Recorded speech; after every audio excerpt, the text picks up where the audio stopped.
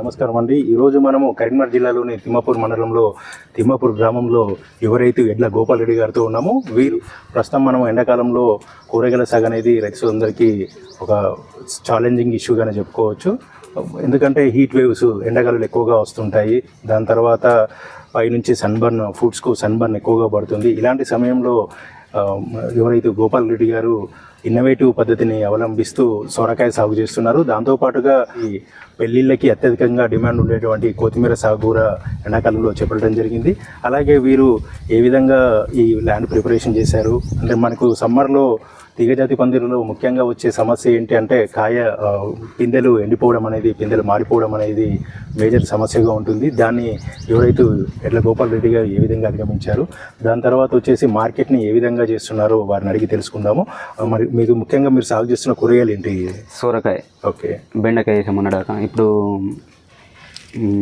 బుడమ dosa, okay, కొత్తిమీర టమాటా ఉంది ఇప్పుడు ప్రజెంట్. ఓకే, ఇది నాకు మొత్తం 1.5 ఎకరం పందిరి ఉందండి. ప్రజెంట్ అయితే 10 గుంటలల్లో ఓన్లీ సొరకాయ పెట్టానండి. ఓకే, మీరు సొరకాయ పెట్టే ముందర భూమిని ఏ విధంగా ప్రిపేర్ చేసుకున్నారు? ఒకటి 10 గుంటలల్లో ఒక ట్రాక్టర్ పెంట పోసాను, ట్రాక్టర్ ట్రిప్. ఓకే, సో దాని తర్వాత బెడ్ రేజ్ చేసి మల్చింగ్ షీట్. ఇప్పుడు మనకు డిస్టెన్స్ ఎంత ఇచ్చారు? ఇందులో కంటి మధ్యలో ఒక బెడ్ కొట్టేసాను. ఓకే, కనికి మధ్యలో ఒక బెడ్ కొట్టేసాను. ఓకే, సో మల్చింగ్ షీట్ కానీ లేదంటే డ్రిప్ కానీ ఈ రేజ్డ్ బెడ్స్ ఎలా ప్రిపేర్ చేసుకున్నారు? అవి ట్రాక్టర్ బట్టి బెడ్ మేకర్ బట్టి బెడ్లు వేసుకున్నాను. అందులో కొంచెం న్యూట్రియన్స్ పోసుకున్నాను, అడుగు మందు పోసుకున్నాను. ఓకే, అంతే మామూలుగా వేసాను. కానీ ఒకటి మాత్రం పైన ఒకటి స్ప్రింకిల్ పెట్టుకున్నాను. ఓకే, స్ప్రింకిల్ ఇప్పుడు ఇది ఏ కంపెనీ విత్తనం వల్ల? ఇది వాణి, మన రవి సీడ్ వాళ్ళది వాణి. ఓకే, దాంతో అది మనకి ఇప్పుడు మేజర్గా ఎండాకాలంలో ఉన్న సమస్య ఏంటంటే తీగజాతి పందిరి కూరగాయల్లో, తీగజాతి కూరగాయల్లో మేజర్గా ఈ పిందెలన్నీ ఉడికిపోతున్నాయని ఎక్కువగా రైతులు ఇబ్బంది పడుతుంటారు. కాకర కానీ, బీర కానీ, సొర కానీ. దీన్ని అధిగమించడం కోసం మీరు ఎలాంటి జాగ్రత్తలు తీసుకున్నారు? నార్మల్గా మైక్రో స్ప్రింకర్స్ పెట్టుకున్నాను పైన. వాటితో కాయ కూడా మెత్తబడటం లేదు. తెంపిన టైంలో ఎట్లా ఉంటుందో మార్కెట్కి ఏ టైంలో కూడా అలానే ఉంటుంది. పొద్దున్న తెంపినా సాయంత్రం తెంపుకున్నా అలానే ఉంటుంది, గట్టిగా ఉంటుంది. కాయ కూడా షైనింగ్ ఉంది, పందిరి కాబట్టి కొంచెం మంచి సాగు వస్తుంది. ఇంకా గ్రీన్నెస్ కూడా బాగుంది. ఓకే, పైన స్ప్రింకర్లు పెట్టడం వల్ల కింద కూడా కొంచెం ఇక్కడ ఇంత ఎండ ఉన్నా కానీ మనకి ఇక్కడ ఏదో ఏసీలో ఉన్నట్టుగానే ఉంది. చుట్టూరుగా నెట్ కట్టారు కదా, షేడ్ నెట్, అది ఏ పర్పస్ లో కట్టారు? అది కొంచెం తక్కువ రావడం కానీ ఒక పక్క కట్టుకున్నాను. హీట్ వేవ్స్ ఎక్కువగా, వేడిగా ఎక్కువ రాకుండా. అంటే సాధారణంగా రైతు సోదరులు గమనించినట్లయితే కనుక మనం బయట చూస్తూ ఉంటాము, పందిరి కూరగాయలు సాగు చేస్తున్నా, ఎన్ని న్యూట్రిషన్స్ పిచికారీ చేసినా, ఎన్ని తెగుళ్ళ మందులు స్ప్రే చేసినప్పటికీ కూడాను మామూలుగా వడగాలులు ఎదురుగా వచ్చినప్పుడు గాలి నేరుగా పందిరిలోకి రావడం వల్ల పిందెలు ఉడికిపోతుంటాయి. దాన్ని అధిగమించడం కోసం గాను మన గోపాల్ రెడ్డి అన్న చుట్టూరుగా మనం గమనించినట్లయితే చుట్టూరుగా షేడ్ నెట్ వేయడం జరిగింది. తోట చుట్టూరుగా మనకు తూర్పు దక్షిణాల వైపు హీట్ వేవ్స్ ఎక్కువగా వస్తుంటాయి కాబట్టి వాటి చుట్టూరుగా 50% షేడ్ నెట్ వేయడం జరిగింది. దాంతోపాటుగా మీరు ఈ కాయలు ఏ టైంలో తెంపిస్తున్నారు? మార్నింగ్ తెంపినా ఇలాగనే ఉంటుంది కాయ, ఈవినింగ్ తెంపినా ఇలాగనే ఉంటుంది కాయ. డిఫరెన్స్ ఏమి ఉండలేదు, మంచిగా ఉంటుంది కాయ. ఇప్పుడు మార్కెట్ ఇప్పుడు మనకి మొక్కకి మధ్య ఫీట్ ఎన్ని రోజులకు ఒకసారి తెంపుతున్నారు? డే బై డే తెంపుతున్నా, ఒక్కొక్క రోజు డైలీ తెంపుతున్నా. ఓకే, దాదాపు డైలీ తెంపుతున్నా. కొంచెం కాయ సజ్జ పెరిగినప్పుడు డే బై డే తెంపుతున్నా, ఒక రోజు ఆగుతున్నా. ఈ 10 గుంటల్లో మీకు ఎన్ని క్వింటాల దిగుబడి వస్తుంది? ఇది ఎన్నో కోతకు వస్తుంది? ఇది ఇప్పుడు 4వ కోత. నాకు డైలీ 10 కవర్లు 15 కవర్లు ఇంకా పెరుగుతుంది. ఇప్పుడే ఇల్లు స్టార్ట్ అయింది. ఓకే, 15 కవర్లు పైన వెళ్ళే అవకాశాలు ఉన్నాయి. సో ఇది 20 దాకా కూడా వెళ్తే కాదు ఫ్యూచర్లో. 20 కవర్లు అంటే ఒక కవర్ ఎన్ని కిలోలు వస్తుంది? ఒక కవరు మన కాయ పీస్ వైజ్ అమ్ముతా అండి. ఇది 20 కాయలు తీసుకెళ్తాం మార్కెట్. ఓకే, సో ఇది ప్యాకింగ్ వచ్చేసి ఒక కవర్లో 20 కాయలు ప్యాక్ చేసి మార్కెట్కి మీరు మార్కెటింగ్ టెక్నిక్ కూడా ఫాలో అవుతున్నారు గోపాల్ గారు. తర్వాత మనకు ఈ కాయలు కోయడానికి ఎంతమంది లేబర్ వస్తారు? అవసరం లేదండి, మేమే కోసుకుంటాం. ఒకరం కోసుకోవచ్చు. ఓకే, ప్యాకింగ్ వెళ్తే మార్కెట్ ఎక్కడికి పంపిస్తున్నారు? కరీంనగర్ రైతు బజార్. ఓన్లీ కరీంనగర్ అని ఎక్కడైనా పంపిస్తారు? ఓన్లీ కరీంనగర్. ఓకే, సో ఇప్పుడు కూరగాయల సాగులో మనకు సోరా అనేది చాలా ఎండాకాలంలో చలవ, ముఖ్యంగా పెళ్లిళ్ళకు కూడా కొద్దిగా డిమాండ్ ఎక్కువగా ఉంటుంది. సో మీరు దీనిలో ఎలాంటి తెగుళ్ళు ఎక్కువగా ఆశిస్తున్నాయి? దీని తర్వాత పెస్ట్ ఏ విధంగా ఉంది? దాన్ని కంట్రోల్ చేయడం కోసం మీరు ఎలాంటి మందులు స్ప్రే చేస్తున్నారు? నార్మల్గా ఈ రెడోమిల్ గోల్డ్ కానీ, అమిస్టా టాపు, నాడు ఇవి సరిపోతుంది. తెగుళ్ళ మందులకు అంతే, తెగుళ్ళ మందులు సరిపోతాయి. పురుగు అంటే బాగా ఉండదు, సోరకి కొంచెం తక్కువనే ఉంటుంది. హిమాబైద్ బింజన్ అలాంటి చిన్న మందులు సరిపోతుంటాయి. ఓకే, దాని తర్వాత రసం పీల్చే దోమల కోసం ఏదైనా మందు? తెల్లదోమ కొంచెం అవకాశం ఎక్కువ ఉంటుంది, చల్లదనానికి ఇంకా కొంచెం ఎక్కువ వస్తుంది. దానికోసం ఎలాంటి మందులు చేస్తున్నారు? తెల్లదోమ నార్మల్గా ప్రైడ్ కానీ ఓకే షిన్వా ఇలాంటి ఏమన్నా స్ప్రే చేసుకుంటే రోబెరాన్ కానీ. ఓకే. సో అది ఎన్ని రోజులకు ఒకసారి పిచికారీ చేస్తున్నారు? వీక్లీ ఏదన్నా 2 times స్ప్రే చేస్తున్నాను. ఓకే.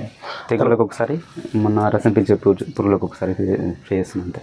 సో ఈ స్ప్రింక్లర్స్ మీరు నడుపుతున్నారు కదా, ఏ టైంలో వీటిని రన్ చేస్తారు? పొద్దున ఒక 1 hour పెడుతున్నా అంతే. ఓకే. 1 hour 1.5 hour కింద కూడా అట్ ద సేమ్ టైం పైన స్ప్రింక్లర్స్ తిరుగుతాయి, తోట పైన కింద డ్రిప్ కూడా నడుస్తుంది. ఒక 1 hour పెడతారు. 1 hour పెడుతుంది. ఓకే. ఇప్పుడు మనకు న్యూట్రిషన్స్ ఏ విధంగా ఇస్తున్నారు? న్యూట్రియన్స్ ఎక్కువ స్ప్రే చేస్తున్నా, మ్యాక్స్ కానీ. ఓకే. కింద కూడా ఏమన్నా ఉంటే డైరెక్ట్ 1261 అలాంటి ఇస్తున్నా. 1261 మెరీనో, ఓకే, 5034 అలాంటి ఓకే న్యూట్రియన్స్ అంతే. ఎక్కువ మ్యాక్స్ ఇప్పుడు వీటికి పెద్ద అవసరం లేదు అనిపిస్తుంది. బాగా వస్తుంది, క్రాప్ బాగుంది కాబట్టి. ఓకే. సో ఇప్పుడు ఈ క్రాప్ మనం ఇంకెన్ని రోజుల వరకు మీరు తెంపగలరు? 60 days తర్వాత మళ్ళీ 2 months దాకా తీసుకోవచ్చు. ఇంకా సోరలో ఏమైనా వచ్చే తెగులు వచ్చేటి ఇంకేమైనా అవకాశం ఉంది? పండాకు వస్తుంది. పండాకు. దానికోసం ఎలాంటి జాగ్రత్తలు తీసుకుంటారు? ఇవే ఫంగిసైడ్స్ స్ప్రే చేసుకుంటామని. ఓకే. సో ఇప్పుడు కొత్తిమీర కూడా ఒకటి సాగు చేస్తున్నారు కదా, ఒకసారి ఆ బిట్ కూడా చూద్దాము.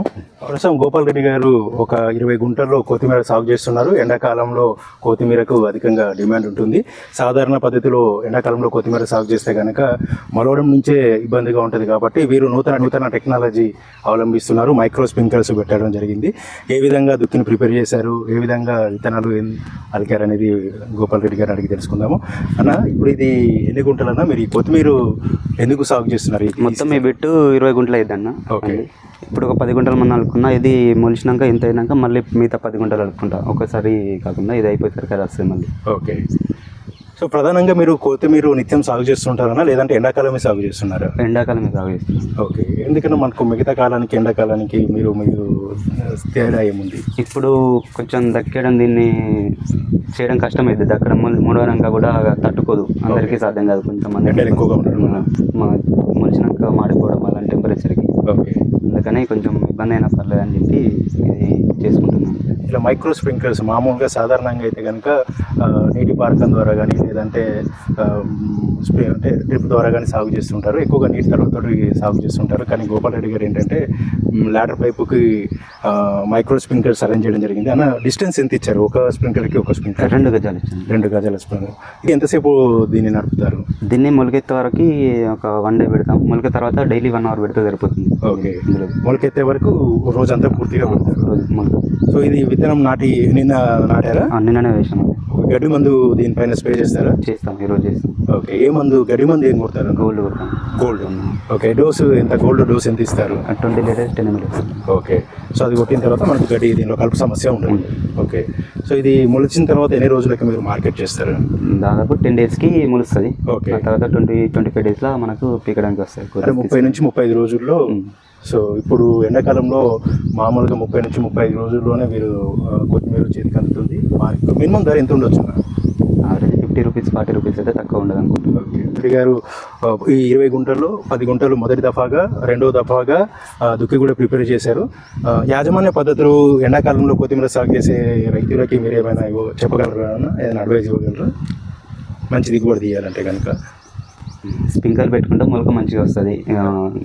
మన గింజ, ప్రతి ఒక్క గింజ మొలవడానికి ఆస్కారం ఎక్కువ ఉంటుంది. ఓకే. ఫాలో అవుతారు కొత్తిమీర, ముఖ్యంగా ఎండాకాలం. ఇది కొంచెం మొలకెక్కిన తర్వాత ఒకటి జింకు కానీ స్ప్రే చేసుకుంటే సరిపోతుంది. చల్లడం కానీ స్ప్రే చేసుకున్నా బాగుంటుంది. కొంచెం ఫంగిసైడ్ ఓకే. దాంతోపాటు 10 days మనుషులు 10 days తర్వాత కొంచెం లైట్గా చల్లుకుంటే. కొత్తిమీర సాగులో ముఖ్యంగా భూమిని దున్నుకోవడం అనేది ప్రధాన సమస్యగా ఉంటుంది. చాలా వరకు ఎండాకాలంలో రైతు సోదరులు ఏదో లోతుగా దుక్కులు దున్నేసి రోటావేటర్తో రివాళ్ళు కొట్టేసిన తర్వాత కొత్తిమీర గింజలు చల్లుతారు.